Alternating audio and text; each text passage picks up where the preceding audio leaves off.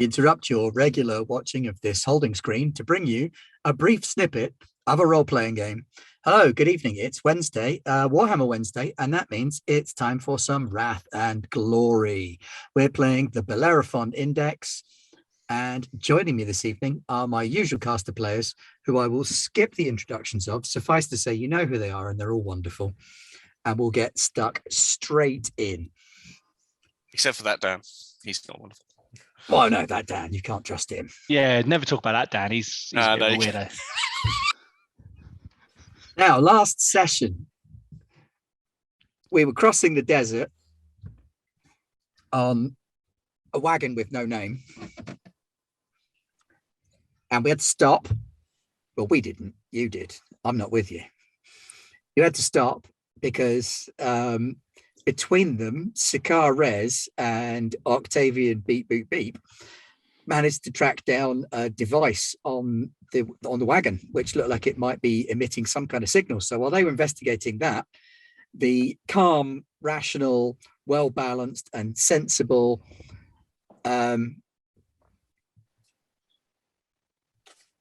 Sister Evelyn and Father Majestus went for a little stroll in the desert to go and see who had a barbecue going on a nearby hilltop. Majestus then decided that their little barbecue wasn't extravagant enough, so he helped them build it a little higher. And it turned out that after he'd murdered everybody, they were actually a bunch of cannibal mutant heretics, and his murder was thoroughly justified. Not that he knew that before he started the murderizing process. Clearly, the Emperor was guiding his flamer.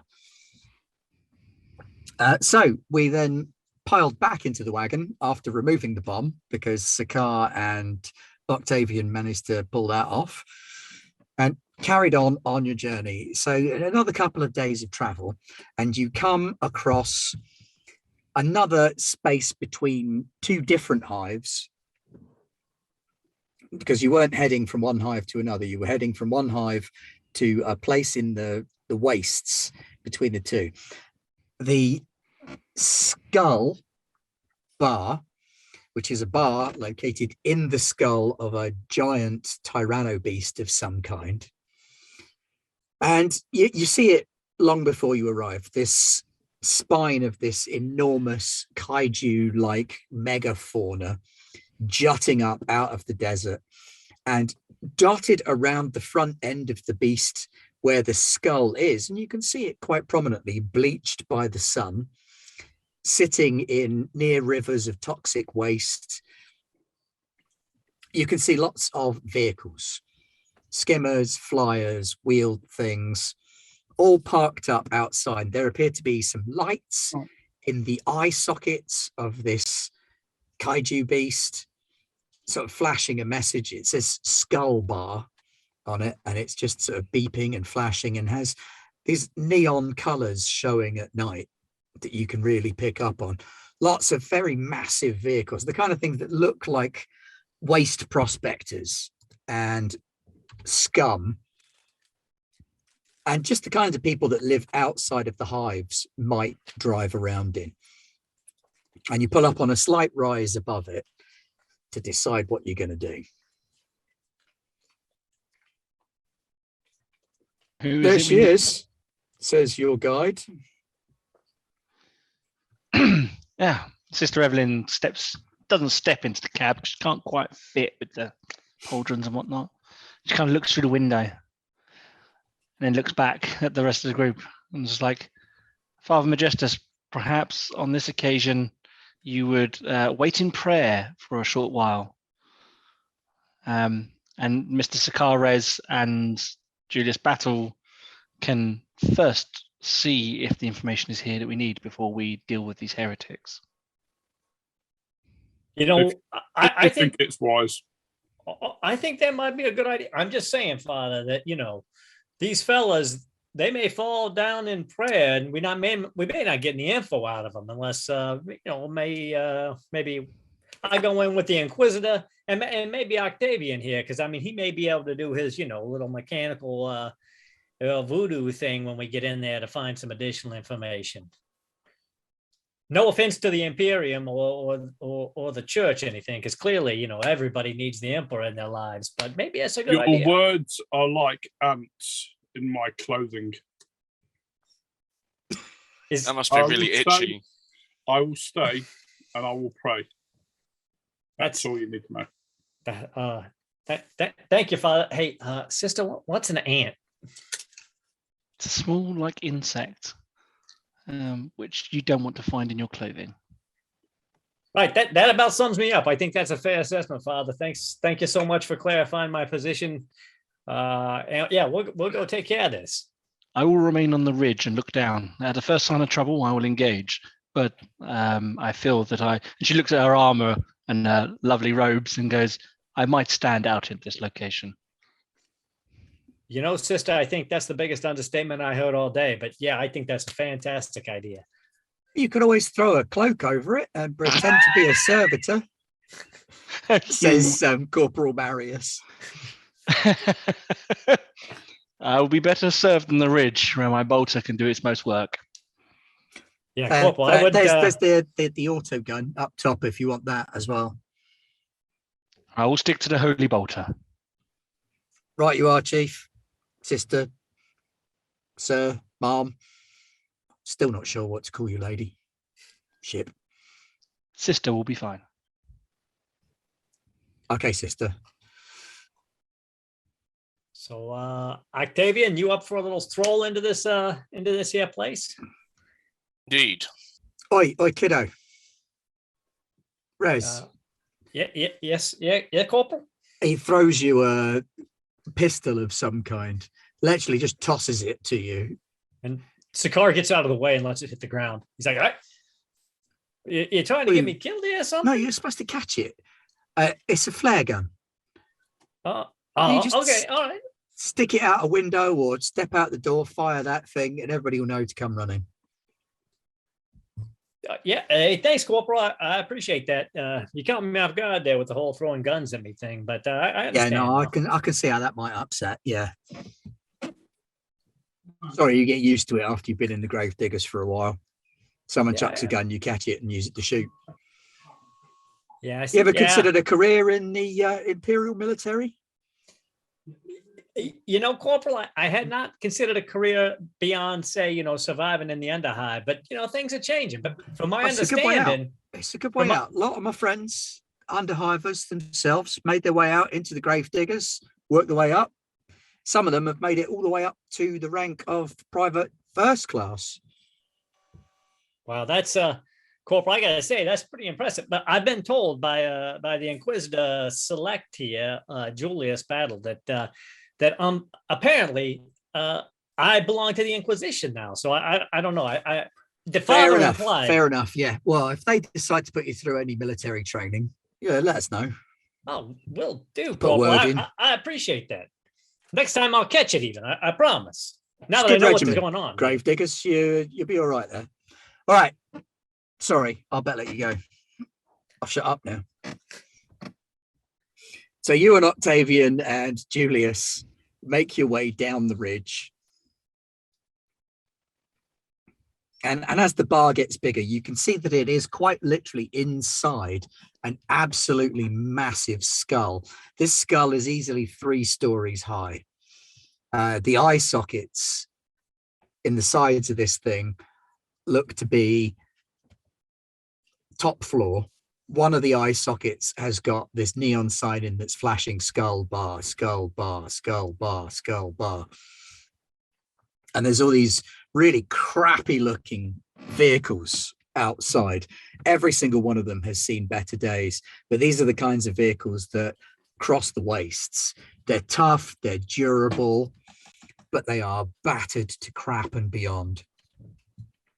And you can already hear screaming and yelling and cheering from inside the bar by the time you reach the sort of parking area.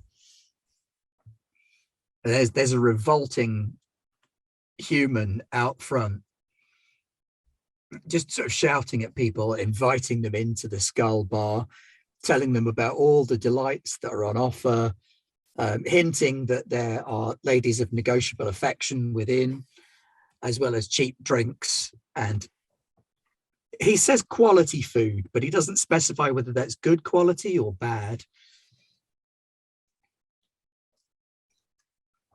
So Octavian, once we get in there, I mean, I don't know what this guy is that we're looking for, or what he looks like or nothing. Do you got that information somewhere inside of that head of yours?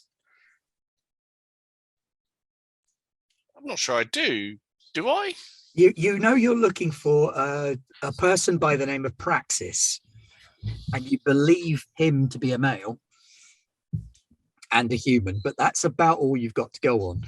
He's the guy that sold the page to Phlogiston. Well, then, if that's all you got to go on, now we can just ask around, I suppose.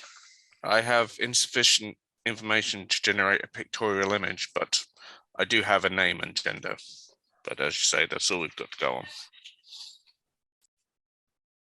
That sounds good, Julius. You've been very quiet, but that's okay. You know, the strong silent type for the Inquisition. That might work, but I wouldn't flash that badge around too quickly, because we're only 3 guys, and the sister and the father may be able to handle this place, but I have a feeling that 3 of us wouldn't make it out.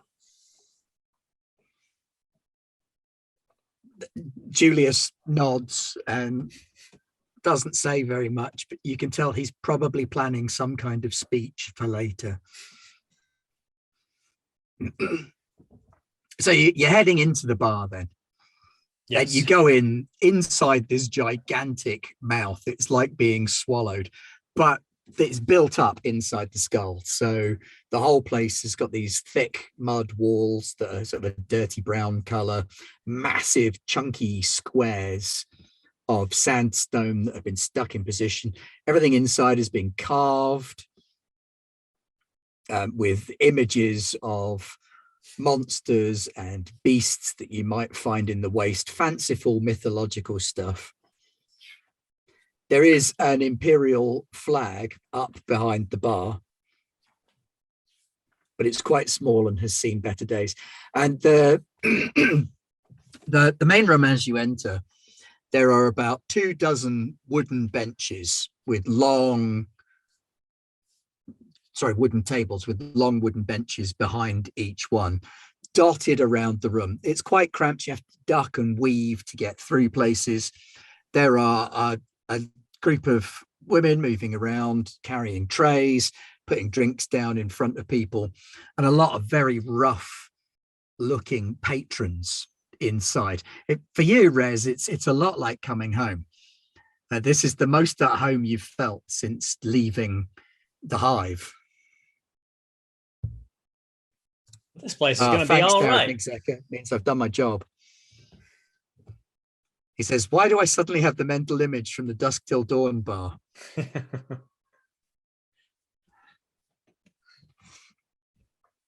And he's not far wrong. There is a small stage off to one side. The bar stretches all the way along one wall. There looks to be ways out behind the bar on either side, further back into the building. And there is a band after a fashion as well. Although you're not sure how much of it is band and how much of it is instrument, because they all appear to be like musical servitors. So Octavian, it's something that you recognize the way it's been done, but it seems like a frivolous waste of technology.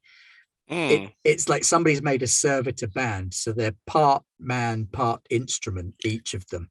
The drummer is human from the waist up, but drums from the waist down. The guitarist, such things for entertainment purposes only. The guitarist has no arms. His arms are his guitar, but he has got an extra servitor arm over the top that is smoking a cigarette for him while he plays. The singer doesn't have a microphone. He has a Vox. And they're playing some kind of weird aggro punk music that is mostly screaming and descriptions of violence.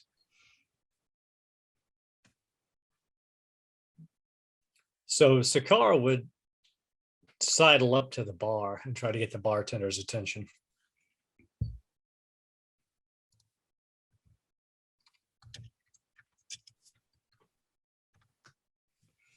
So you head up to the bar. There's a couple of burly, heavy-set guys wearing thick, heavy leathers, long coats. They've got breather masks hanging around their necks and lots of chemical burns on their faces and stuff like that. And you sort of squeeze through this little crowd of guys at the bar and you wave over the bartender. Again, the top half of the bartender that you could see from over there is entirely human, but he appears to be running on a mono wheel up and down behind the bar, like his lower body has been stuck with gyros in this unicycle effort. Does he have like the blank stare of a servitor, or does No, it his just look like face somebody's is completely okay. animated. It just looks like he's got no lower body. Okay. And he wheels up and he's got a glass in one hand and a rag in the other, and he's cleaning the glass. Well, he's spreading the mess on the glass around with the rag. Howdy, adept kid, what you looking for? Hey, oh, my friend. And Sakar will pull open his jacket and show the symbol of Fagin's twists on the inside. The old Phlogiston there from the Hive, he hired us to come out and speak with Praxis. Said something about maybe some additional business. He said this would be the place to find him. Yeah. I mean, Praxis practically lives here these days. Been around loads. Is he here now? Yeah, I think so. I think he's taking care of some business in one of the private suites right now, but he'll be out in the bar in a bit. I don't doubt it. And so Sakar will slide over some of the credits that Julius gave him for bribe money and go around for yourself and my friends. And if you just let me know when the Praxis comes out so we can I can finish my business here, I greatly appreciate that. All right, kind. Looks like you're going places, kid. You know, I'm just a courier, just running information. But hey, first time out of the Hive, I gotta say, you got a very nice joint here. Appreciate that. Hey, and he puts 3 corpse beers down, bottled corpse beers, pops the lids off of them. There you go. Enjoy. Yeah, grab a seat. If you want food or anything, there's like an ordering station. You just punch in what you want. One of the girls will bring it round. If you want anything else, let someone know. Cheers. Business first, pleasure second, perhaps. Isn't that right, Octavian? Is that okay with you? Indeed. All right. So meanwhile, back at the barn or the vehicle, as the case might be, Dan and Jim, you're looking down on the skull bar from where you are. Everything seems to be not quiet because you can hear the shouting from where you are, but everything seems to be normal. A couple more bike-sized hover things pull up, and another 6 guys get off of them and head into the bar. Do either of you want to make what's the best? It's awareness, I guess. Check. Difficulty is 5. Nope. I really need to improve my awareness. Okay, so yeah, bike gang swings up, heads into the bar. That would not be unusual for this bar or this setting, correct? It wouldn't be unusual for this bar, but it's a very long way to be on a grav bike. Which implies they've come from somewhere closer. Yeah, I mean, that's the only unusual thing that you kind of clock, really. Sakar has a flair. Sister is going to trust in the group that's in there right now and not go marching down the hill. She'll just continue looking down. for Okay, her. Jim, do you want to do anything? You're on mute, mate. I'm just going to be ready to help if need. But yeah, let's trust in the other people. So, other Dan, Octavian Dan, other Dan. That's so demeaning. It's fine. I'm a We're used horrible to it. person. Yes, but not in relation to this. No, not in relation to this. That's just in general. Anything you want to do? So you've got a table now, and you can see that this ordering station is a fairly primitive computer system. Is there surveillance? In the bar, no. You can't see any anyway.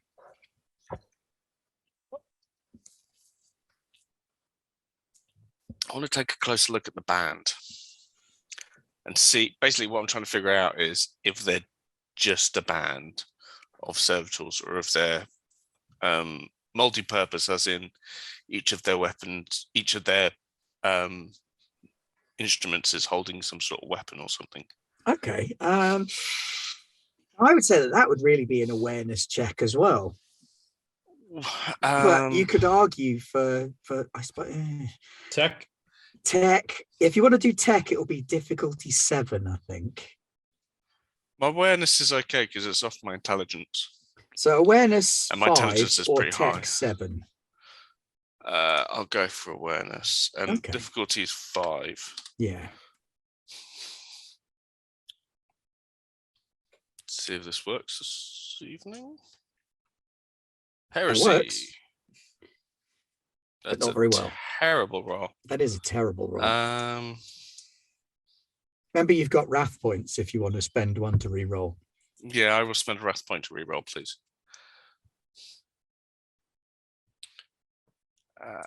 So, And there is glory in the pool. I'll spend a wrath point to reroll. You only need to re-roll the 5 failures. You get to keep the 2 successes. Okay, so that would be Just -2 off the test.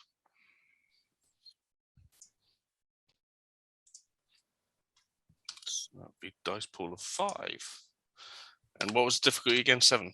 With 3 now, because you've already got 2 Oh, 3, successes. sorry. Okay. There you go. There you go. Nice.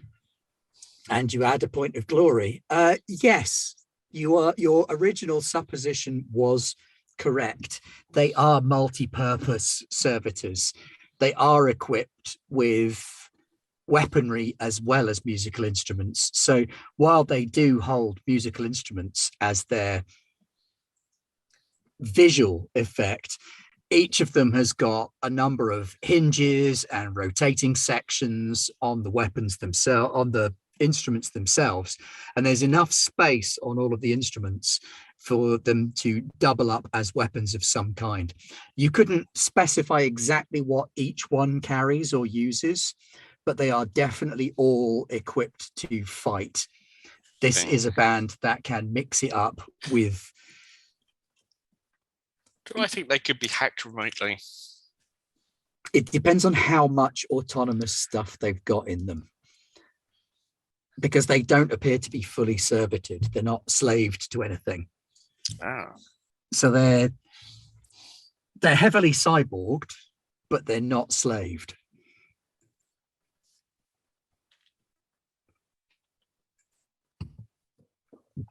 okay.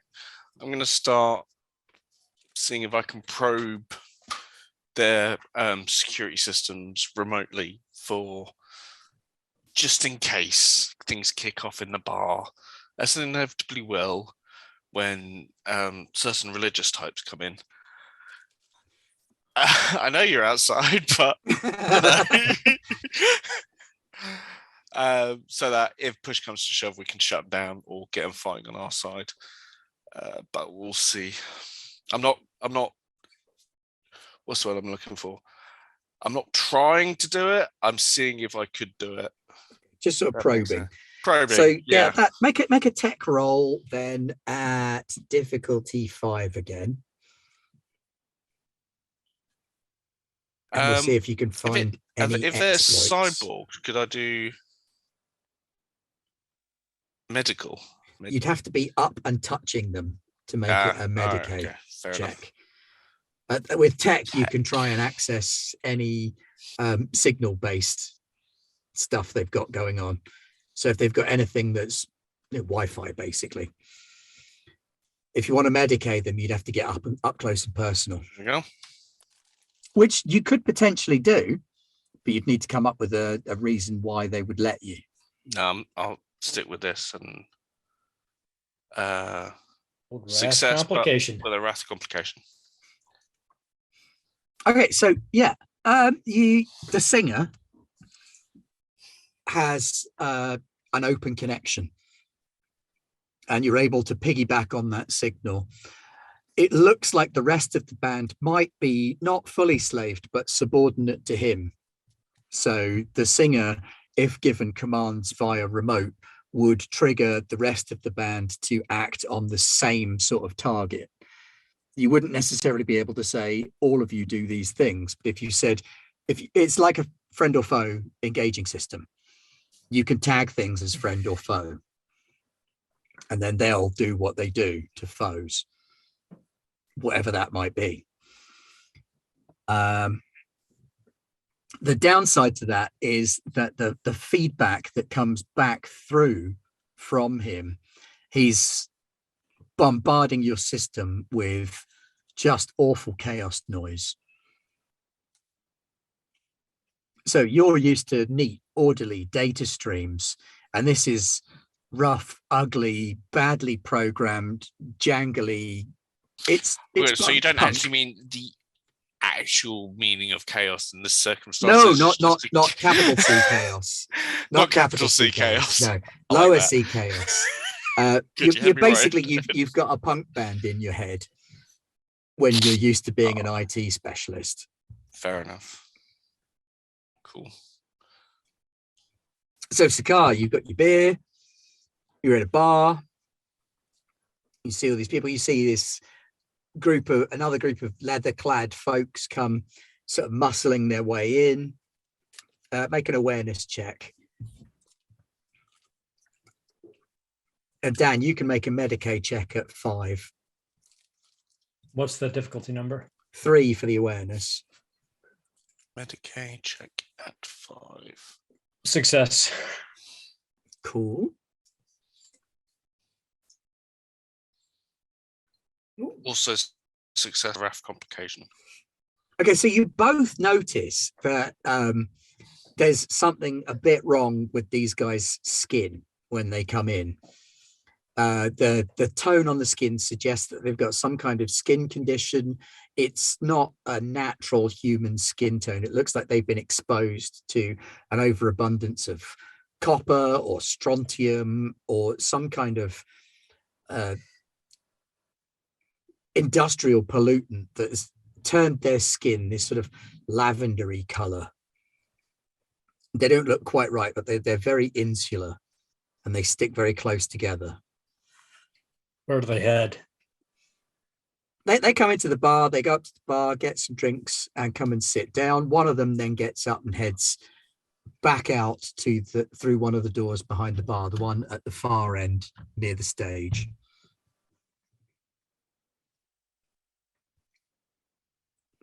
Hey, Octavian, I think, I don't know. Let's just hope the father doesn't come in and see these fellas. Am I right? Because there'd be hell to pay. But I think maybe we also should keep our eyes on them. You know, gang like that travels. They may be here for some trouble. They do seem rather malfunctioning. They start playing a game of Mumblety Peg on the table with a knife. Thing. I don't know, it's called so many different names, that game. What do you call it, Aaron? How to stab your fingers. Yeah, it's a good name for it. We A lot call of kids in we call schools it used to do it. the Marines game. because you're not going to get a bunch of army guys doing that. A lot of kids in school do it to prove how hard they are. It's funny. They get a little compass out. Oh, you're using maths equipment. Go wild. So Sakaria, I mean, he's used to seeing gangers. Yeah, and it's a bunch of gangers doing stupid things with knives. So it's not something that is outside of your experience at all. But they're kind of keeping to themselves. They're a bit grabby with the serving staff. Yeah, so Carl will just keep his ears open, see if he hears anything that would be of interest to his new gang or his old gang, and just sits back and waits till the bartender gives him the nod. You do hear one of the remaining 5 say something about quality mechanical parts being worth a lot on the black market. And he just happens to say that while looking over at your table. So Sakara will lean in. So yeah, Octavian, I'm not saying that this is going to, boil over anytime in the near future, but I have a feeling between you and me that these guys, they're going to try to kill you and strip all of your fancy augmetics out. That's just me just spitballing here their intent, but we may need to be prepared for that. After he says that, another one of them gets up and leaves the bar, going back out through the back exit near the stage. I will begin my hack on the band. And Sakara leans over to Julius and he's like, "Hey, Mr. Interrogator, sir, I'm thinking maybe we need you got like this, we could keep like an open Vox channel or something, right? Maybe if you head back out to where the father and the sister are and you keep your Vox channel open, if things start to cook off in here, maybe faster than me coming outside and shooting off a flare gun if you're just listening to what's going on in here. Is that something you can do, sir?" Yeah, I could do that. Maybe we should get them to drive down so they're a bit closer. Yeah, that might be a good idea too, because I like Octavian and I don't want to see him used for scrap parts. Well, I'm going to head outside then, and I'll radio up to the wagon and get them to drive down. But not too fast, because you know what the father's like. Yeah. He'll burn everybody in here, and that's probably right. The emperor, all that kind of good jazz, but that's on the down low on that one. Don't tell him I said the emperor and all that jazz, because he's got that whip thing, and that scares the hell out of me. So Julius heads out to the parking area, pulling his Vox out.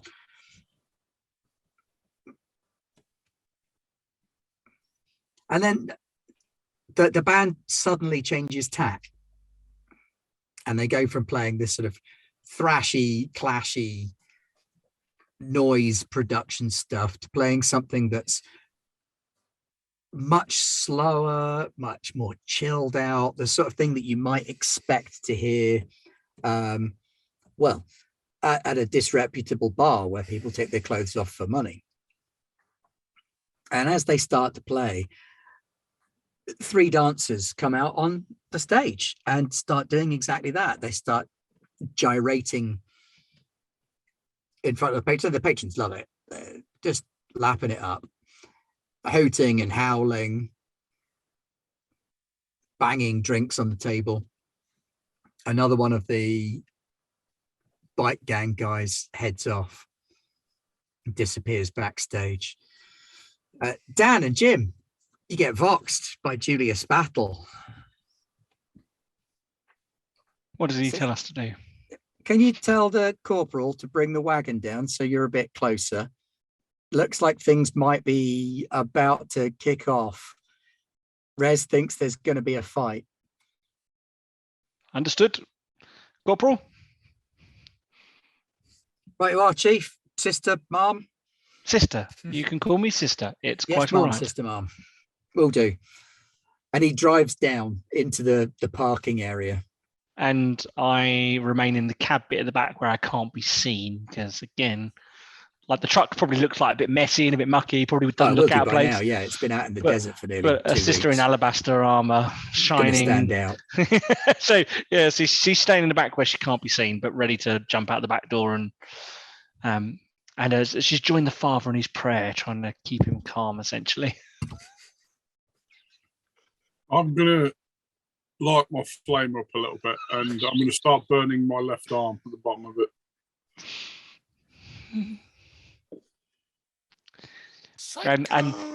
And Psycho. the sister like prays harder for him. You know, she can like you can really hear some like proper like sermons that you would have heard in the ecclesiarch chapel, and she's like, you know, in awe of his ability to harm himself for the emperor.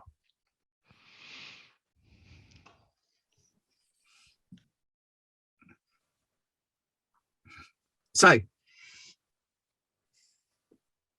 Jim, can you make a psychic mastery roll, difficulty 3?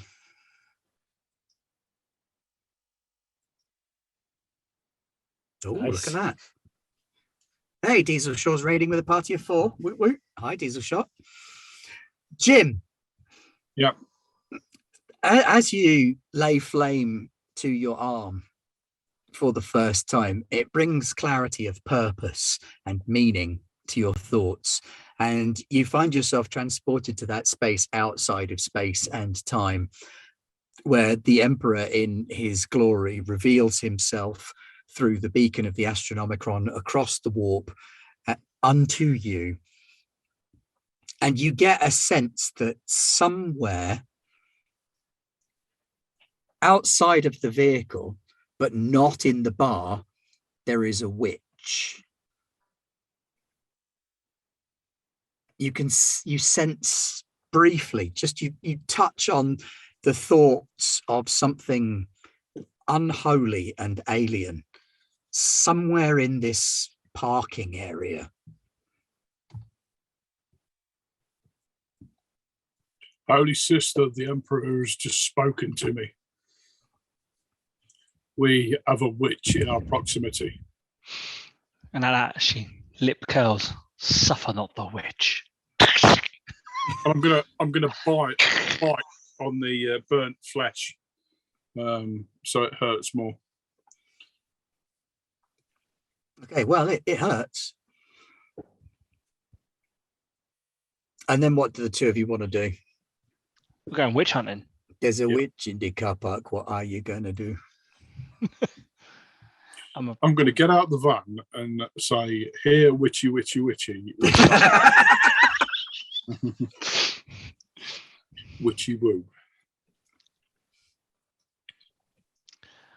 Yeah, I will be with the father because one of the jobs of the sisters about was to ensure the safety of the members of the ecclesiarch. So that's what she's there to do, as well as the other job she was there to do. How do you plan to go about hunting this witch? Well, I don't know because I didn't get a message from the emperor, so I'm actually leaning on the father to, you know, I can. I mean, it's entirely possible that he didn't get a message from the Emperor either, and that he's actually mad. But I don't know what you're talking about. The ecclesiarch and their representatives are holy. absolutely, I do look like I've chucked my junk all over the trunk at the moment. And anyway, the sister won't know anything until the witch actually tries to do something. At which point, she'll almost get like a. At which point, she'll get a sort of the old spidey sense, shall we say, that the witch is near. okie dokie. Right, Jim. Yes. Looks like the witch hunting is all on you, mate. Okay. No way that could go wrong. I'll have a look round to start with. Is there any sort of buildings, shelters, or anything nearby that isn't the bar? I mean, the bar itself seems to be built into the skull. You don't know what's behind it and occupying the rest of the body Okay. or the rib cage or anything like that.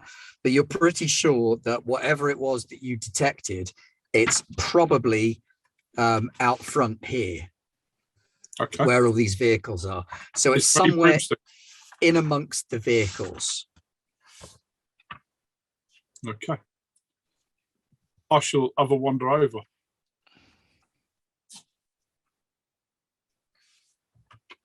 You come in? Yeah, the sister would definitely be following you. You wouldn't even need to ask her. She would almost lockstep and follow your step. All right, we'll jump back inside then. So Sakar and Octavian, while you're watching the entertainment,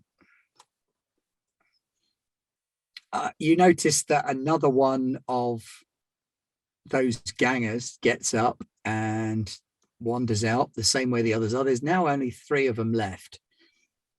and Definitely 3 going of to them hack. Can I begin my hack on the band? Yes, you can. Make a tech roll, difficulty 7. Is there any way that's reduced because of the previous probing? That is a good point. We'll take it down to 6. Use a glory point. I am using a glory 7. point.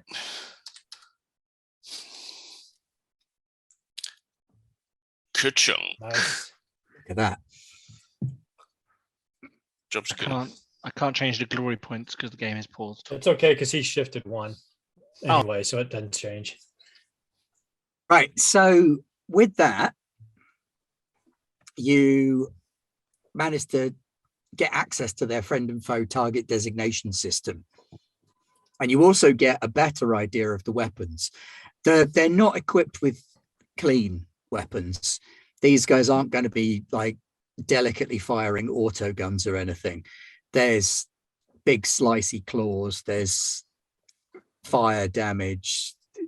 The stuff they've got does ripping, tearing, slicing, burning. Excellent. It makes a mess. They make a mess when they kick off.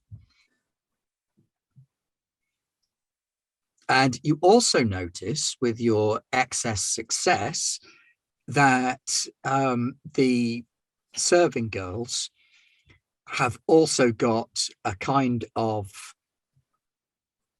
internal chip that prevents them from leaving the premises.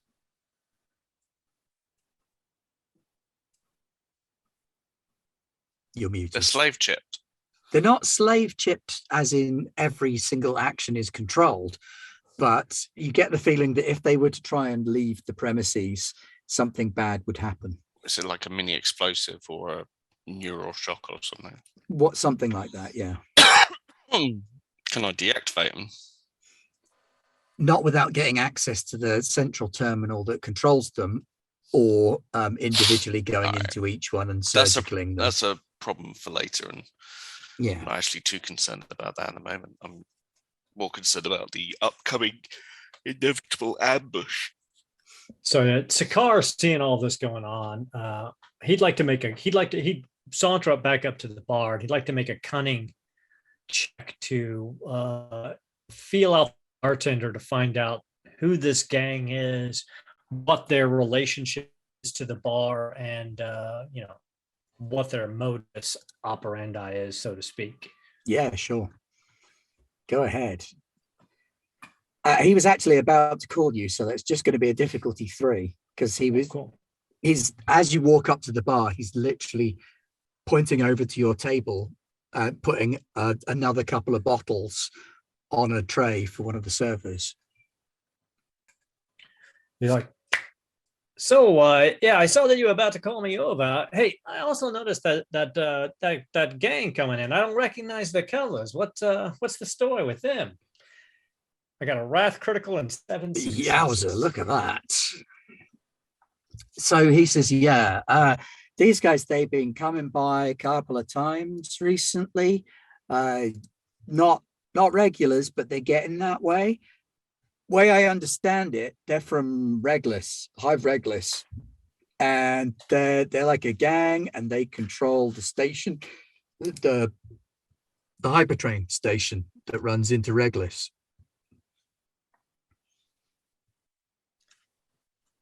And hey, how they treat you and your establishment? I mean, are they upstanding guys? I mean, perhaps Fagin might want to have a relationship with them. Yeah, not these guys. These guys are they're like real insiders. They don't talk to anyone. They keep to themselves.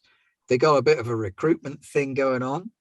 sure, but it's always come back to Reglis, meet the boss, that kind of stuff. They tried to get a couple of the girls to leave a few times, but the owners don't like that. Yeah, I hear that. So are you about ready to pull me over? Has Praxis come out there? Yeah, no, that's why I was going to pull you over. Praxis should be back out by now. He's never back that long. So I don't know, maybe something's going on. Not my place to say. Hey, you But mind if we pop up back and talk to him? Because I mean, as I just want to finish this job, and if he's just kind of meandering back there, maybe I can just tell him what I got to tell him. he's not a meandering kind of guy. He does his business. He comes back out. He has dinner. He's regular guy, regular as clockwork. He goes back there. He does some business. He comes out here, has his dinner, has a couple of beers, watches the show, goes back, spends some time with the girls. And then, he's off wherever he's going to go, driving here and there, hitting the hives, hitting the digs. Yeah, He's a busy man. He's not going to hang around. So I'm just going to go back and give him a quick shot then, if that's okay with you. Yeah. Hey, take one of these, and he hands you a little token. Thank you. Just wave that at the guards, and they'll let you through. Okay, so Sakar goes back to the table. And he's, hey, Octavian, I think maybe there may be some trouble kicking up here. The bartender says that Praxis is normally much more punctual than this. So let's go back and see what's going on. But maybe we should vox over to the father and the sister, let her know that something may be kicking off here any second. I think these gang members already have the exits blocked. Well, then, I mean, that's just going to make the father smile. I mean, you know how much he loves to burn. What was it? The mutants and the heretics and the purple people. And I don't know what to tell you. Let's get the father and the sister in here now. Well, how about this? You go get the father and the sister in here. I'll go check on and see if Praxis is still back there. And then maybe we just grab him when we take off. I'm a bit reluctant to leave, as I have a direct link to the cybernetic musicians that are currently playing. Hey, can you just vox? I don't know how these communicators work that well. I mean, they gave me one, but yeah, I'll vox the sister. Go ahead. Sister, your presence is required in the bar. Octavian, we hunt a witch. Is it urgent? Yes, we believe we are about to be attacked. I will inform the father. She turns off the vox, turns to Father Majestus. Father, while the witch hunt is a pressing matter, I believe our companions are about to be ambushed and killed, and that would not serve either of us. The Emperor, and I should just let the flamer go against all the bikes and the vehicles and things that are parked outside. I knew that was going to happen. Well, we needed a distraction. So Sakar was pretty sure that things were going to get crazy immediately. So he hustles back, shows that chip, and is trying to find Praxis before the bar burns. Yeah, there's these two huge bodyguard guys that are probably mutants, to be fair, but they look like the kind of mutants that might just be really big, muscly guys. You're not 100% sure. So he looks, hey there, when fellas, you show them the little chip thing that they wave you past, no, don't give the girls any trouble. No, absolutely not. I'm actually looking for Praxis. The bartender sent me back here because he hadn't come out yet. Yeah, third room back. If the red light's on, it means he doesn't want company. I got you, Chief. There, thanks you. So Sakar heads back to the designated room. And behind the bar area, there's this long corridor which has got little alcoves in it, which are covered by sort of curtains. There are people engaged in various acts behind the curtains that you can hear, that we shall leave to your imagination. But every so often there's a little room as well. And the third room back is actually quite far down the corridor. And there is no light on the door. There is a little sliding peephole that you can open from the outside or the inside to look through. So Sakar stands against the wall into the side of the door and then tries to just open it to see if it's unlocked. It is unlocked and it opens as you do. Hey there, Praxis. And he looks around the corner. I'm here with a message from Phlogistan. No answer. There is an answer, and he's like, "Great, bring it in, please. Good to hear from an old friend." Coming right in. I just got to grab it. It's a box here. And Sakar pulls back and he's like, over the box, really quiet, goes, Octavian, Julius, I'm pretty sure that I'm about ready to get shot here. So just be prepared. I'm in the third room down on the corridor. And then he walks in. So, as you walk into the room, you can see he's got his monofilament knife out and behind his back just in case. But what you can see in the room is the whole room is set up as some kind of, let's say, playroom, and leave it at that. This is a room for entertainment of an adult nature. But there is also a desk that's been dragged in here and stuck in the middle of the room. And behind the desk, there is a human. Completely normal, uninteresting, nondescript looking human. The most average man you think you've probably ever seen. He'd be perfect as a spy. And he's sat behind this desk and he's got his arms on the table in front of him. There's a ledger, like a big leather-bound book, underneath his hands, a pen next to him. There's a couple of boxes behind him. Some have got stuff in, some are empty. But there are also the 3 gang members with the slightly lavender-hued skin in here with him. And they're just sitting in chairs opposite the desk, having a chat. And they're like, "Hey, child, kid, hey, we're holding a meeting." Yeah, I see that. But I had a prior scheduled appointment here with Praxis on account of Phlogistan sent me out to talk to him, and so I gotta kind of close this down real quick, and then I'll get out of your hair. And Phlogiston is from which hive? My hive. Well, what do they call it? Amari? Ah, yes, the Martia hive. I know it. Yes. And you were there recently, were you not, Mr. Praxis? Something a little bit off about their voices. Yeah. I went there, made a few trades, dealt a few things. Look, guys, I'd love to help you, but I don't think I have what you need. You're looking for something that I don't got.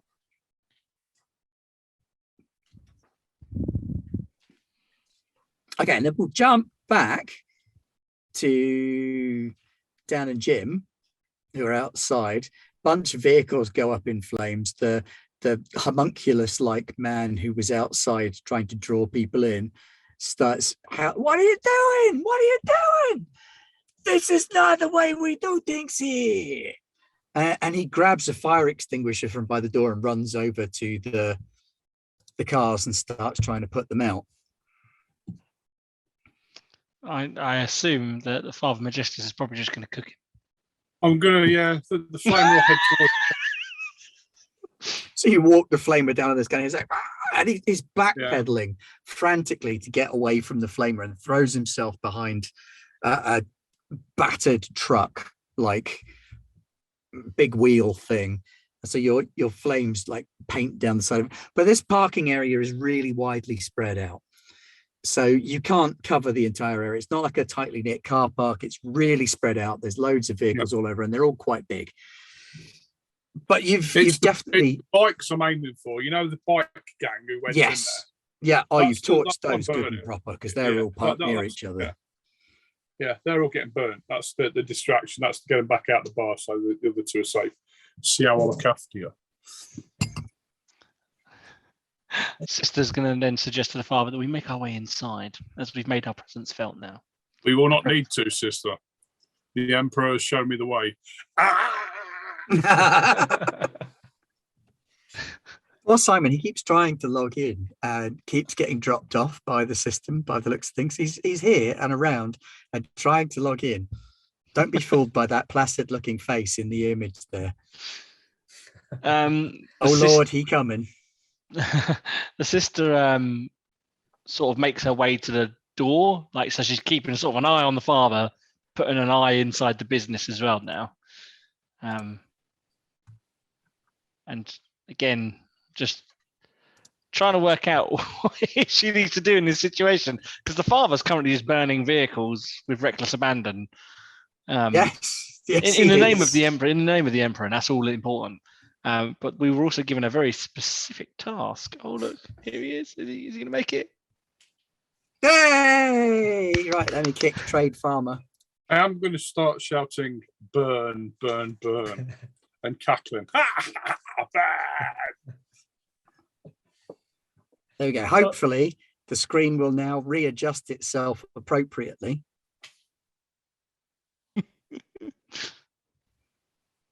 My life. Hi, Simon. Hello. You're currently Jim, but that'll change in a moment. Although Jim is currently Dan. Dan is I'm currently enjoying Dan. that Yeah. experience. And Dan is gone, Oh, which is very confusing for everybody. Which Dan's gone? I'm just as confused. You've gone. I've gone. Yeah. Bye, Oh, everyone. Simon, to bring you up to speed, we got to the bar. And wicked. you and Sakar and Octavian went in, and then you came back out again to radio the others to bring the wagon down. And then Sakar's just radioed out going, I think I'm in trouble. Octavian's like, I can't come out of the bar. I've just hacked into the cyber band.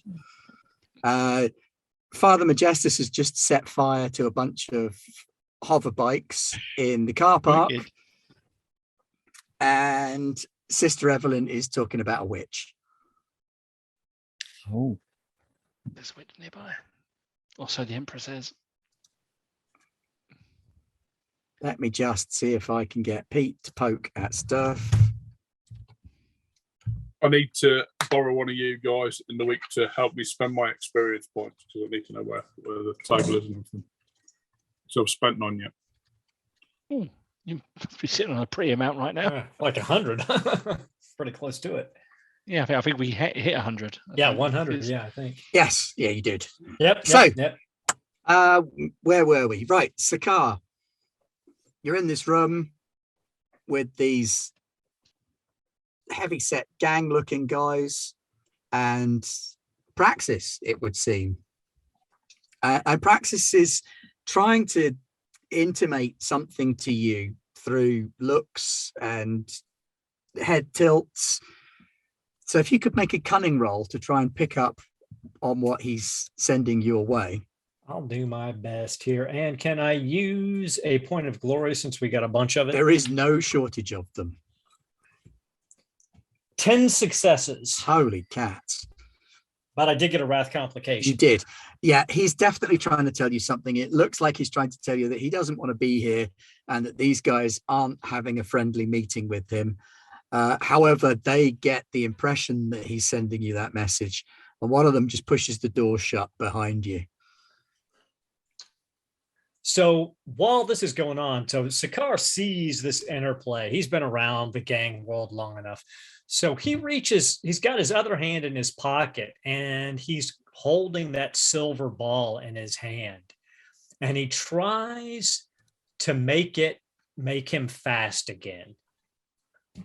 Okay, now so far you've So that's used the one warp I've speed. used, You have yeah. you haven't used phantom form or regeneration yet, No, have you? no. But he's Okay. gonna he doesn't even know, he understands there's other things this thing can do, but right now he thinks He's going for the speed. So that is it's a difficulty 7. It is difficulty 7 psychic power test. And guys, can I use another point of glory?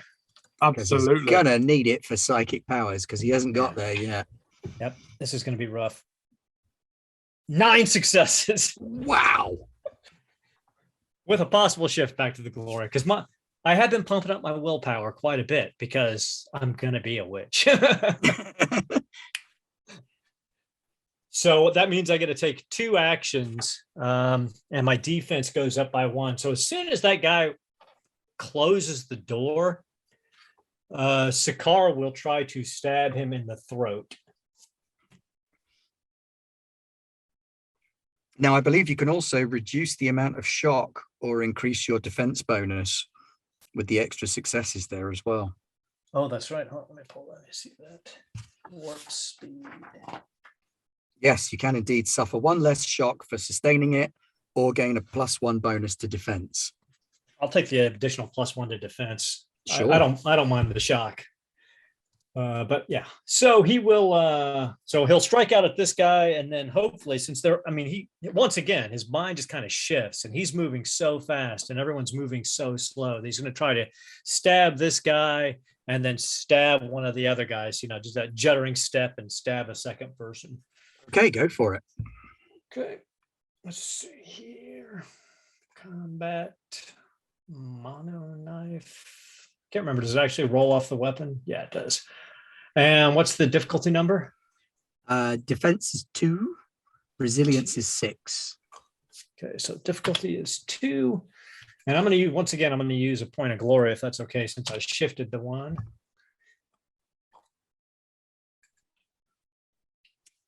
All right. Roll critical damage. Roll damage first. Oh, it's not rolling. Okay. So 3 points of damage, but it is a critical hit, and it doesn't seem to be rolling that. So that's a D66, I think. It is a D66. Where's critical damage? Also, the damage you do is 3 plus your strength. Oh, that's right. So 3 plus 197 for critical hit. So a total of 6 damage, and roll 1d66. Oh, it's not a A six. D66. It's a D66. I was right. Wrong. Yeah. Right. All of the above. So unspeakable carnage. The target suffers 1d3 plus 3 mortal wounds on top of the 6 damage.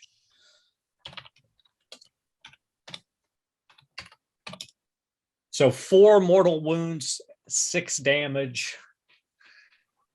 Unspeakable carnage. So this mono knife goes in. And this, Unspeakable carnage. That's the a first time. throat-slitting spectacular. That's spray of gore all over the room. Because Sakar is used to using, a rusted old combat knife. So this mono knife goes into this guy's throat, and he literally just tears the front half of it out as he swings around to strike at the second of the 3 guards in here. And if everybody's okay with it, I'm going to go ahead and use 1 more point of glory. Nah, Steve, you've used too much now. Not allowed anymore. Okay. Damn it. 6 successes, so that's a solid. Oh crap! I didn't roll it off though. Off the mono knife. I'll just go ahead and re-roll it. You shouldn't need to. It should be the same thing. Okay, Yeah, for but then it does the damage, damage and stuff for you, doesn't it? Yes. I can roll the damage separate. The damage is 3 plus 2 extra dice. So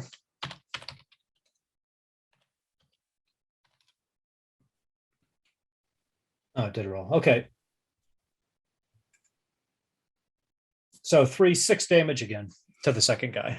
Okay, so he's Minus got his resilience. resilience of 6. Okay, so he doesn't take any. the So second he guy. doesn't take any damage, but you kind of go through the He's first got guy's AP 1, so he would take at least 1 point of damage.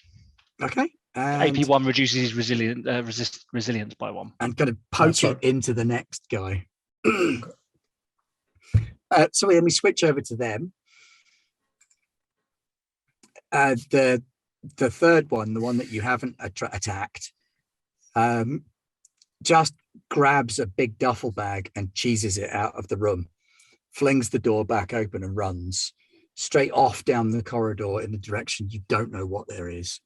So for Sakar, when he sees this, Vox is really fast. There's a runner. Get him. He's leaving the building. He's got a duffel bag.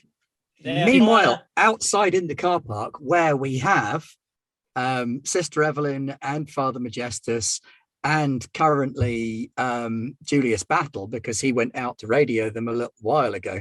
You've just watched Majestus set fire to a bunch of bikes. They were heretical bikes. They needed to be. They were heretical Were they bikes. heretical? Cool. Did you use the big flamer? Of course. Yes. There's only one type of flamer now. You can hear And- over the Vox. Bang! Bang! Let me just check something. How unfeasibly mean is this? Oh, that's very mean. That's slightly less mean. Right, okay, we'll go with slightly less mean. And a figure leaps out of one of the cars and comes running towards you, screaming and shouting. Saying, Just intelligible at this point. They're like, "Ah," waving their arms around. Obviously, she's the witch, so let's raise the flag. I knew that was going to happen. I'll go around the side of the But building. first, I'm going to smite you. Ooh, page 280. That's not going to work, is it? Well, it might actually. at Just a this quick one. range. Did I get my armor fixed by the Mechanicus chappie? Yes. Yes.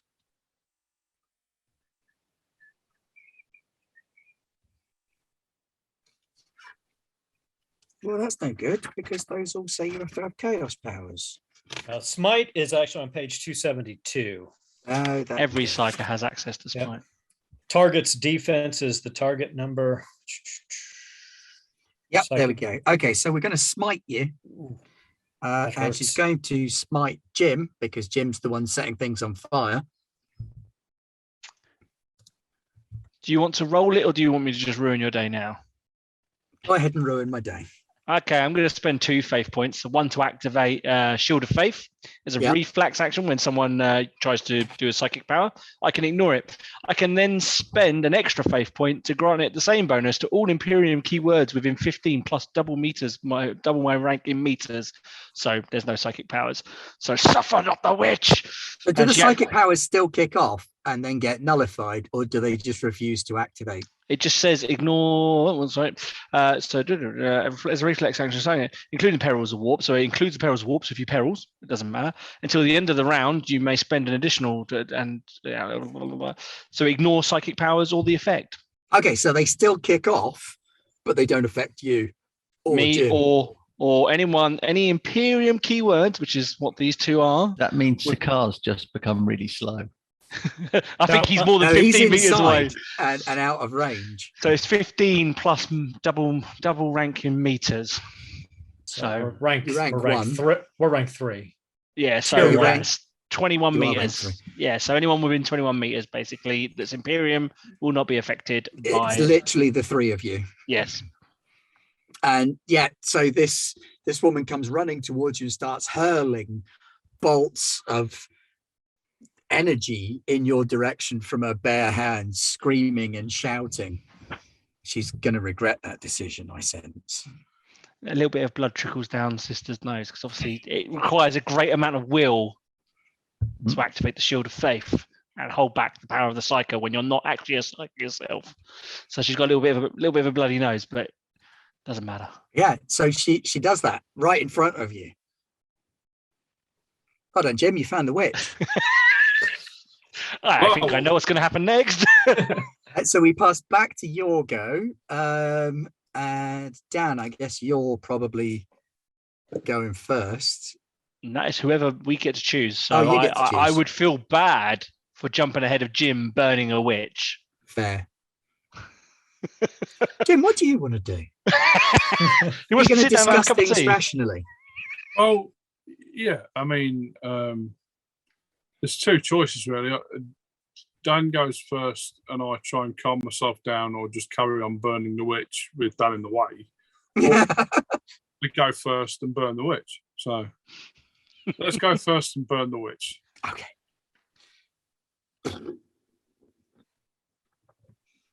Right, said witch has a defense of 4 Okay. and a resilience of 4. You may Okay. use a glory point, sir. I do not feel this will go well for the witch. Where are we? Flame. Oh, there we go. Right, so does my DN become 4 then? Yeah. And if I use a glory point, what happens? You get extra dice. Where it says bonus on the bottom line, put in 1 there. Okay. And Where did it? Yeah.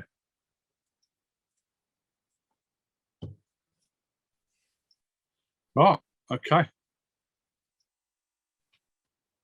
oh, nice. Oh my. You really wanted to burn that witch. Yeah, that's the D66 then on the critical hit roll. Oh, critical hit. It doesn't let you click. Oh, it doesn't do that. Roll damage and then roll a D66 as well. So how do I roll damage? Just That if does you work. click on roll damage, it does work. It's the critical hit that doesn't. Ooh. Damage 10, 11. Damage 10. 10, that is. Okay, so you set her on fire and you burn all of her clothes off. And that's not 3, is it? That's Let's. oh, it is a 3. You can't get a 3 on a D66. No. Roll 2d6. Yeah. Oh, okay.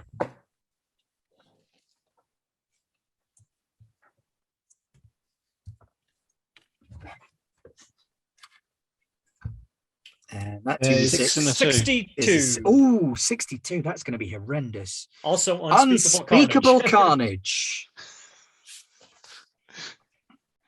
carnage. Yeah, her eyeballs burst. She suffers an additional 1d3 plus 3 mortal wounds.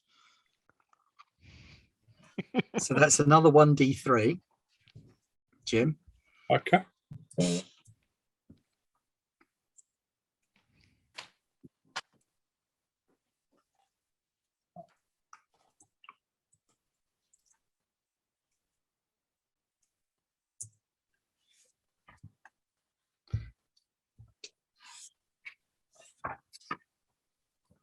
So in a gory display of carnage, her eyeballs melt in her face. She does not do well.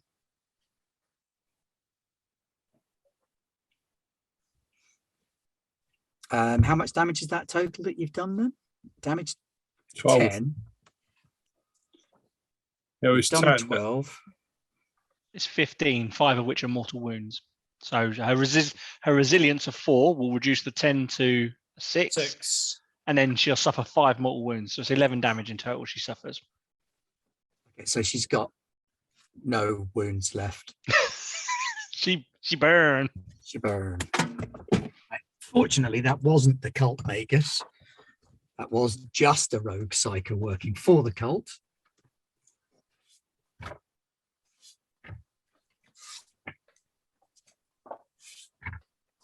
You said they had a purple hue to their skin, didn't you? I did. I've just realised what we're up against. Mm-hmm. I have no idea. So even while she's running towards you, Jim, the flames of the Emperor's purifying light shred the flesh from her body, burst her deceiving witch eyes from her head, and the burning skeleton collapses at your feet as you are vindicated with the Emperor's wrath. The sister crushes the skull under her boot. Crunchy crunch. Back inside, Dan M. I think it's just time to start. The 3 remaining gang members at that table all shudder suddenly, like they've just experienced something truly horrifying. But it's your go before theirs. Oh no, it's not. It's their go before yours because the witch didn't get a go. And they all get up and they charge out the back. Oh, okay. in the direction Sakara's gone on his own.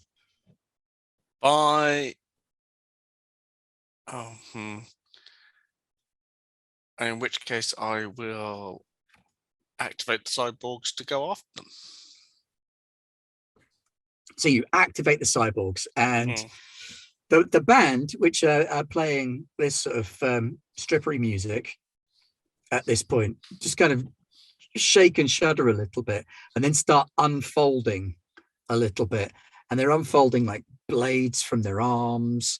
And the Vox guy, the Vox slips down, and you can see that the whole top half of his body elevates off and has these sort of mangling jaw extendy things that come out and mash faces. The drummer starts firing cymbals across the room. So the music stops and carnage begins where the band has begun. The three chaps are going to try and escape still.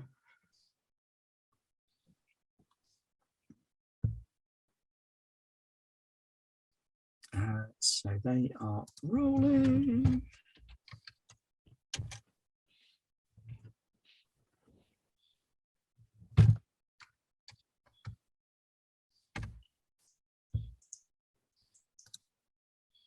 Oh, that's a good roll. That is not.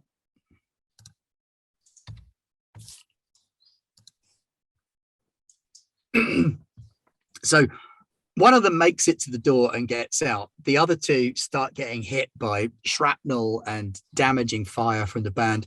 The patrons in the bar go nuts. There's a riot just instantly breaks out. There's no 0 to 60 in this bar. It's 0 to riot straight away. Chairs are being picked up and thrown. People are just fighting people at nearby tables. Knives are coming out. Pistols are coming out. There's shooting. There's fighting. One of the strippers reaches down and grabs a guy by the head and just sort of flings him up into the ceiling. How she's done that is a mystery. Yeah, there's a big old bar fight going on, and you're stood right in the middle of it. Sakar, no, hang on, Julius has not been. Neither is Dan. Julius, you just watched Father Majestus torture Witch, who was throwing fireballs at him. Yeah. What do you want to do? So the Vox said someone was going out the back. Yes. So I'm assuming, having been inside and going back outside, I should know roughly where. If I go one way, is better than going the other way. If you go round the side of the skull. So I'm going to go around the side of the skull. Do I know kind of how deep? So do I know when I go round how far I'm going to be going? Not exactly, no, because you didn't go behind the bar. You only went into the bar, had a look round, and then came back out again. Okay. Whereas they're coming out from further down. It looks like they're coming out round the back of the jaw of this giant kaiju mega fauna thing. Okay. And you can see that there are 3 speeder bikes parked there as well. Okay. So someone comes bursting out of the back door, carrying a duffel bag, leaps onto a speeder bike and jets off before you can get there. But you can take a shot or try to catch up and do your thing. Jump on one of the spare B speeder bikes. Yeah, that's what I'm thinking. I'm just thinking, can I? So my agility is like 3. It's about the pilot skill. Yeah, my pilot skill is 0. And my agility is 3. You got this. I believe in you. Yeah, I believe in me too, mate. I believe in me too. Yeah, we'll just have to do the whole Make a trade biker roll. trade bike. Yes, that would be well. I was just going to throw a grenade at him and try and That is blast him also a off. thing you could do. So if I throw a frag grenade, To be fair, shooting is probably going to be more effective than grenading at this range. well, I was thinking the explosion might just knock him off the bike. It might. That's what I was going with. I wasn't actually going with hurting him. I was literally going with an explosion, so he would fail his bike test and fall off. Okay. So I'm going to throw a frag grenade at him. All right. Yeah. And So his defense is 2. uh, um,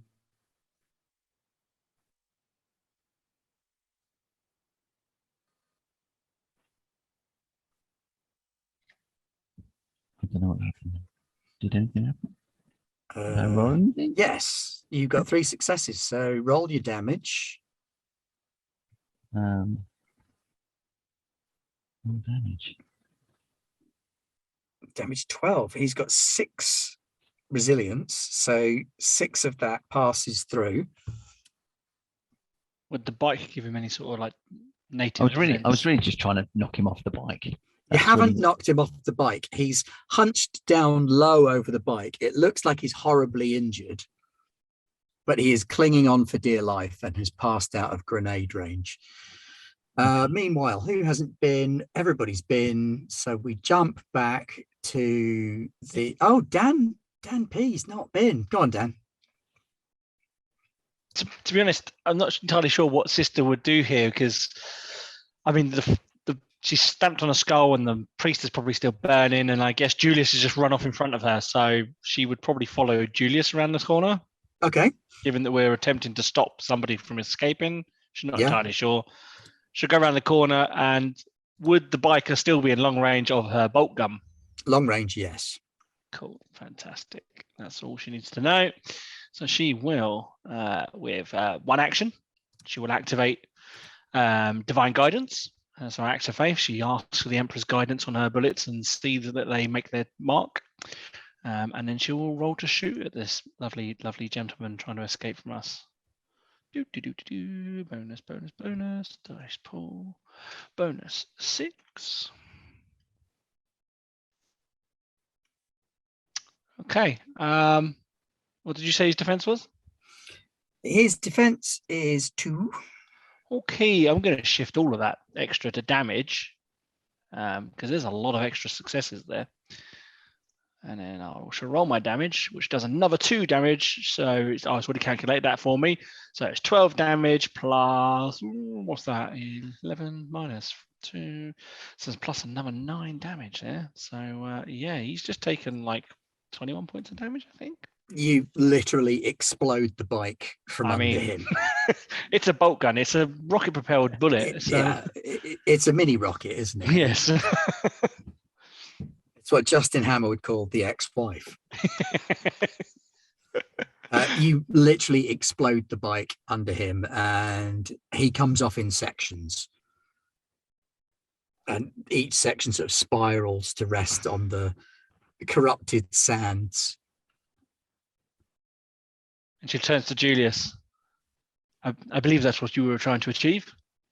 I think we were trying to recover what he was carrying, Ah, but let's see what's left, and I shall make my way over to see what's left. Okay, so while you're doing that, Sakar is back in the room with this other ganger who's still alive. But it is your go. It is. So I will go ahead and sustain the power and go ahead and take the shock. 1d3 plus 1 shock. I'll roll that first. I'm going to stop putting T-level threats against you guys after this, I think. So I'll go ahead and take the 3 points of shock. Then with my blade, I am going to strike out at this guy twice. And I was calculating damage wrong last time, but okay. And you said his defense number is 2. Yep. Because I hadn't changed the knife damage to mono knife damage, and that was the problem. Rookie mistake. I know, I suck. So 5 successes, 1 possible shift. I will shift that over to damage. So that's 6, 7, 8 points of damage. He has 6 resilience. So he takes 2. Then I will strike out again with my mono knife. He's He's already taken one, so he's looking decidedly worse for wear as you.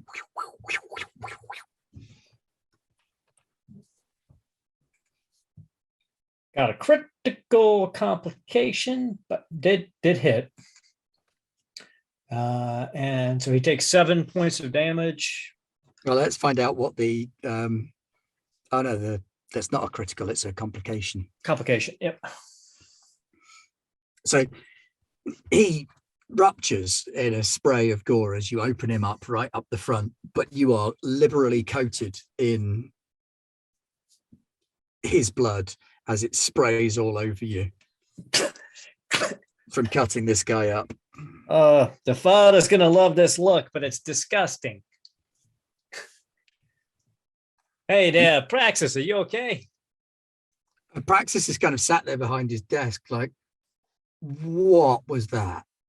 Oh, that's the Emperor's grace. My friends told me all about it. They say you pray to the Emperor and he gives you, he lets you run around like crazy. And he gave me this, I got this great knife from it and everything.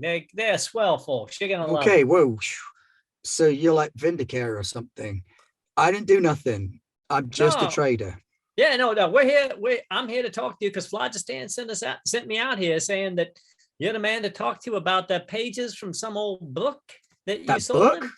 Really? Yeah. Those guys were here for the book as well. What's so special about that damn book?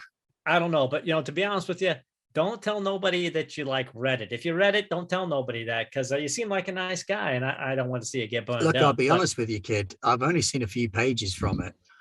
I've enough to maybe mock up a decent copy. do you know what the other actual pages are? Because I think that's what's going to be really valuable to my Well, I got associates. two. I got 2 more pages. With you right here. Yeah, you want them? You can have them. Oh yeah, I definitely want them. So, do you know what the rest of it is though? Yeah. Yeah, I Where- do. Where's that? Well, you I don't know where the rest of the book is, but I know where I got these bits from, and I know where you might be able to find the rest of the book, but you're going to have to go off world. Oh, that's okay. Hey, let's do this. You tell me all this info real quick, and then you cheese it because That's my plan. If you're going to let me go, I am down to tell you whatever the hell Hey. you want to know, kid. Hey, I'm all out. Next time you talk to Phlogiston, you make sure you tell him that Sakar Rez and Fagan's Twists, they had your back out here. So you give me those 2 pages and where the rest of them are, and then you run like hell, and I'll just tell the rest of the boys that you're all right. Sure. Right, And the sister, of course. I mean, and he I- hands I- you a scroll case, like a silver metal tube. There's 2 pages in there. He does not look at them. He remembers what the father said about reading heretical texts, and he says, I'm going to trust you that they in there. I cannot open this. It's just not in my best interest. And then you said off world. So who are we looking for and where are we going? I've never been off world. Right.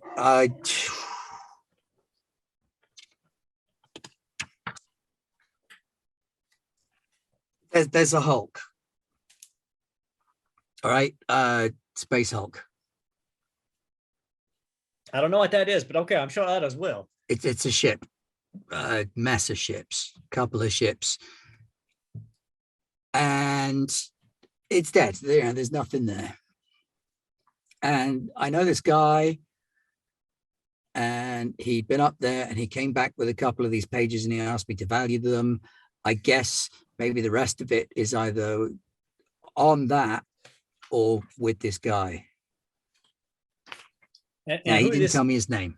He didn't Oh, tell me all right. nothing like That's that. fair. This is just a guy. He comes into the bar. He hears that I do this stuff. He knows that I can like sell and move items, and so he gives me a couple of pages. I sold one to Phlogiston. I've been trying to sell these other 2, but once I knew what they're worth, prices jacked up. I'm getting interest from these kinds of guys. It's not good. Don't want anything to do with it. So this fella, he comes to this bar? Oh, he ain't coming back.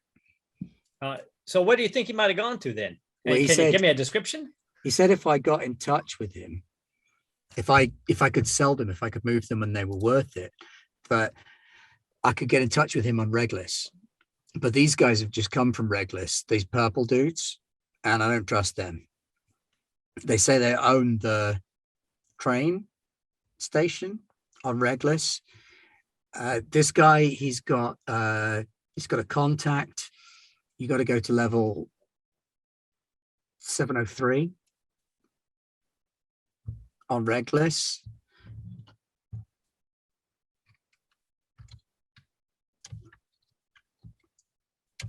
And And how- you find a guy. I don't know if it's really a guy or not. He said Votan. There's a guy called Votan or some shit.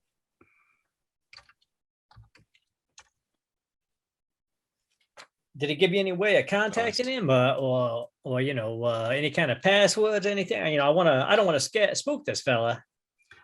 He says he said this guy, he knows some weird tech. So you get in with weird tech people and you'll find him. If you got a tech guy, you'll Oh, find him. We got a tech guy. That we do. Hey, Praxis. So the pages are here in this scroll case. We're gonna be heading off to Regulus. I'm gonna tell you here, between you and me, I'm gonna keep it a little quiet here.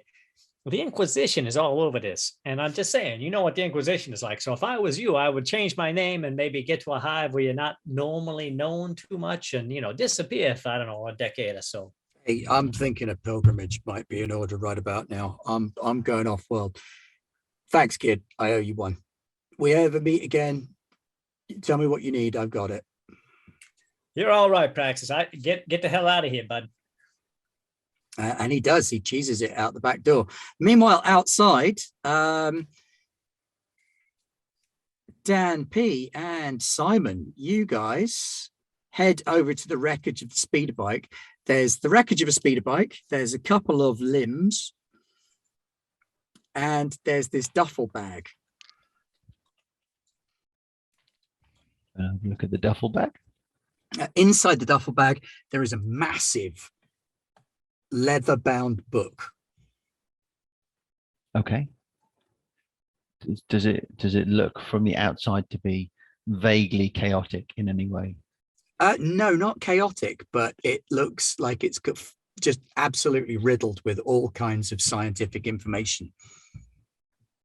I'm going to open it. Opening it, it's written in a language that you don't quite understand, but Oh, well, I it won't. definitely says the word Bellerophon on it. Can the sister look at it? Yeah. Can I scholar it and see if I can decipher the language, if it's one I've seen Yes, before? you can. I could have scholared it. You can scholar it as well if you I want. know. I'll Simon. let the sister do it. I mean, I'm hadn't not thought very about good it. at scholar, so Are you not? not particularly. Nope. Despite it being, in the we're not really taught much outside the Imperial cult, so. But she was just seeing if it was like maybe a dialect of Imperium or High Gothic or something. Right, like that. yeah, Simon, this is the Bellerophon Index, Right. the very book for which you have been searching. Okay. And you found it. Good job, well done. Home in time for tea and medals. Why do I feel like it's a forgery? What you mean, like the one I could knock up a fairly good copy, but it didn't seem chaotic. It didn't feel The whole book itself isn't inherently chaotic. right. Okay. It's got information about chaos stuff. Right. You found a page that had chaos stuff on, but it's a Right. biology textbook. Okay. And can I see there's pages torn out of it? I'm gonna say Yes. check against the missing page. Yeah, there looks to be at least a dozen pages missing. Okay, but the rest of the book's here. And it looks like the rest of the book is there, yeah. Okay. Jim, Yeah, what do you want to do? I'm still burning shit outside. You're torching up all of the shit. Dan, bar fight inside. I haven't moved from my place in the bar. Just watching Stay it all there. go down. Watching the anarchy that is reigning from fact, the seeds of chaos Could I I've strewn. start moving to the door, Dan? Ben, sorry. I'm just gonna delicately sip on my drink while seated there while the cyborgs do their The murderous cyborgs are rampage, just and messing up the room. that's fine. They work for me. Those two guys have gone out the back door. Jim, you walk in to a massive bar fight. Okay. I'm going to have a quick look over to where my two companions are. Well, it seems to be just one One. companion, actually. It's just Octavian, and he seems to be sat at a table in the middle of this absolute carnage, being protected by the band somehow. Well, what we're going to do then is we're going to burn the big crowd of people. That was covered. As soon as you light up the flamer, people lose their enthusiasm for having a punch up and start leaving through whatever exits they can get to. And it all gets very And I'll quiet nod. very quickly. The dancing girls on the stage. Well, there's only two of the three dancing girls left on stage. One of them was carried out of the room because she was sat on the shoulders of one of the bar regulars, punching him in the ear as he ran out of the room. And the two that are left in there see you light up the room, and they kind of stop what they're doing and put their hands up and back slowly towards the exit.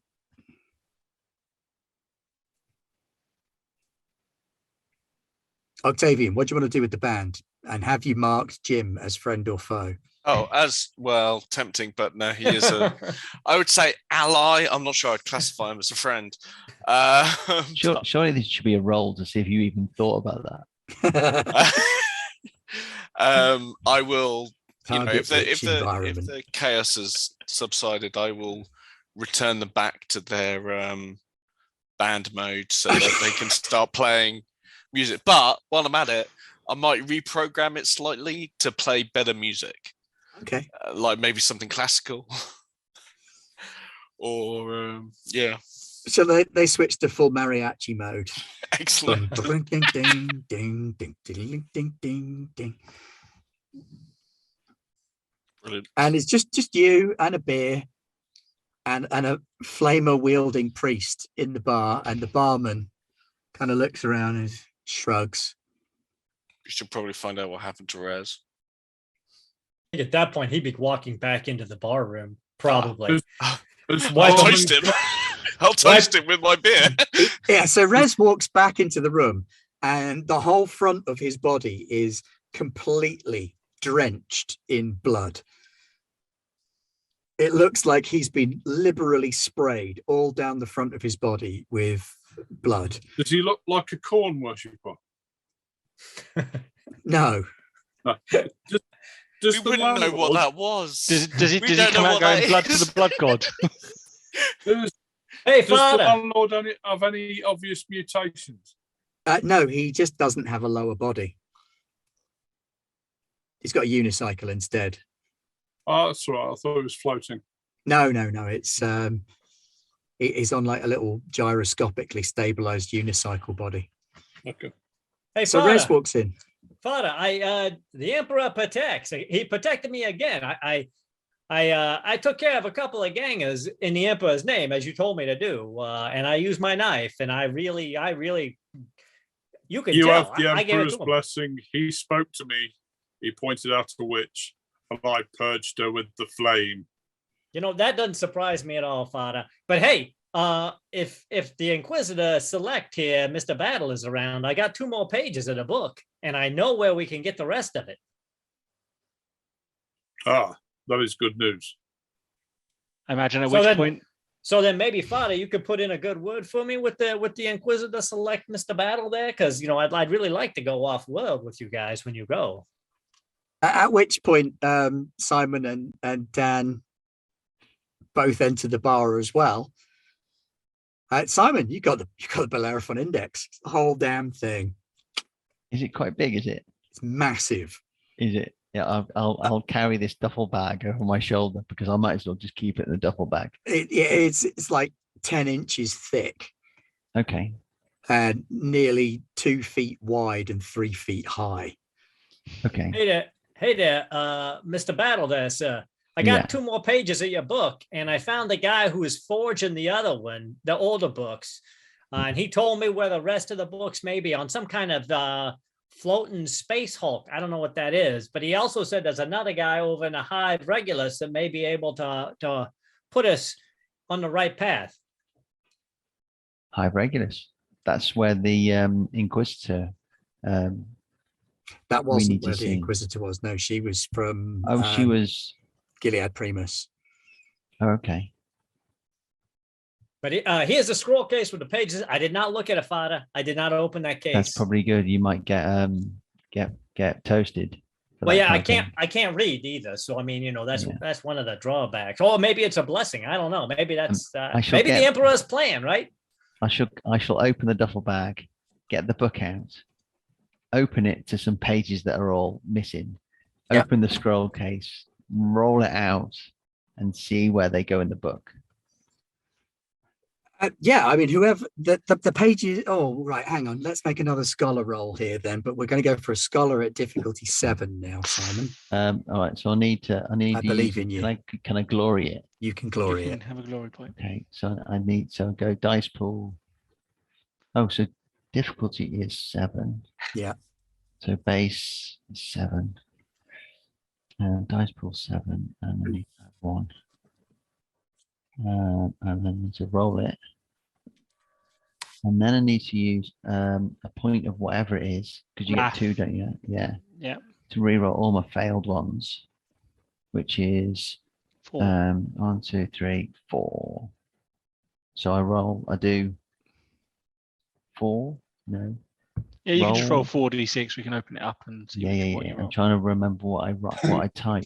Slash roll roll. space 4d6. Slash roll space 4d6. 3 more successes. Yep. So there you go. Yeah. Yeah, the book is a forgery. Yeah. You can, when you slot the pages in, you can see how it's a really well-made forgery. This Yeah. has been done by a consummate professional. Yeah.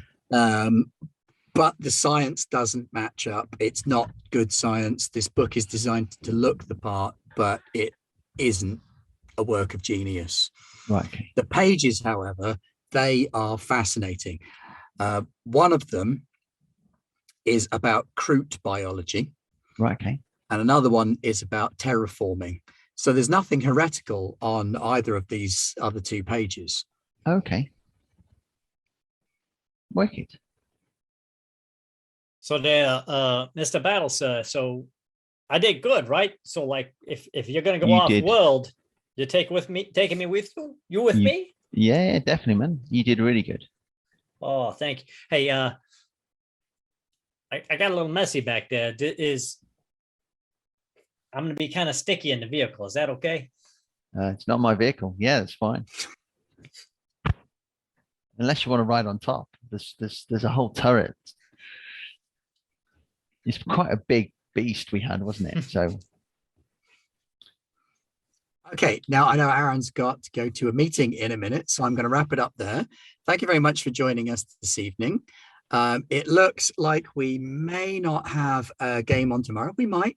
And the North Americans have got some Achtung Achtung Cthulhu. We will be happening tomorrow. finishing up Venice for Shadows of Atlantis. Or not And then on Venice, Friday, Vienna. we've got Vienna. Nye running Monster of the Week. But thank you for joining us this evening. Next week, it's back to Lex Arcana for the really, we're actually going to finish this week, we promise, Honest Gov finale. And then the week after that, we're back to this. Thank you for coming along this evening. Thanks for everybody taking part and joining us in chat and doing all the stuff. We are going to let everybody go to their rest. Thank you to my lovely players for playing and being such staunch followers of the Imperial Creed. pleasure and a privilege as always. And thank you very much. And good night. Night.